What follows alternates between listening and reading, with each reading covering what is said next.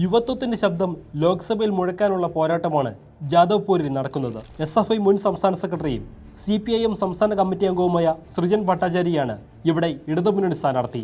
ജാദവ്പൂർ സർവകലാശാലയിൽ നിന്നും ബിരുദാനന്തര ബിരുദം നേടിയ സൃജനു വേണ്ടി വിദ്യാർത്ഥികളടക്കമുള്ള യുവജനങ്ങളുടെ വൻനിര പ്രചാരണ രംഗത്ത് സജീവമാണ്. കൊൽക്കത്ത നഗരത്തിന്റെ ദക്ഷിണ ഭാഗമായ ജാദവ്പൂർ ഇടതുപക്ഷത്തിന്റെ ശക്തി കേന്ദ്രമായിരുന്നു. കിഴക്കൻ ബംഗാളിൽ നിന്ന് അഭയാർത്ഥികളായി കുടിയേറി പാർത്തവരാണ് ഏറെയും. 1984 ആഞ്ഞടിച്ച ഇന്ദിര സഹതാപ രംഗത്തിൽ ആദ്യമായി CPIM-ന് ഈ മണ്ഡലം കൈവിടേണ്ടി വന്നെങ്കിലും 1989 മുതൽ 2009 വരെ വീണ്ടും CPIM വിജയിച്ചു. 2014 നഷ്ടമായി.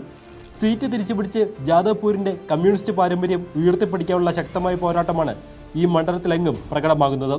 സിനിമാ സീരിയൽ നടി സായിനി ഘോഷാണ് തൃണമൂൽ സ്ഥാനാർത്ഥി. അനിർബൻ ബന്ദോപാധ്യായാണ് BJP സ്ഥാനാർത്ഥി. പ്രധാന മത്സരം CPIM-ഉം തൃണമൂലും തമ്മിൽ. 2019 BJP ഇവിടെ 3-ാം സ്ഥാനത്തായിരുന്നു. മണ്ഡലത്തിലെ ജനങ്ങളുമായി അടുത്ത ബന്ധം പുലർത്തുന്ന സൃജനിലൂടെ മണ്ഡലം തിരിച്ചുപിടിക്കാമെന്ന ആത്മവിശ്വാസത്തിലാണ് ഇടതുമുന്നണി. ജൂൺ 1-നാണ് വോട്ടെടുപ്പ്.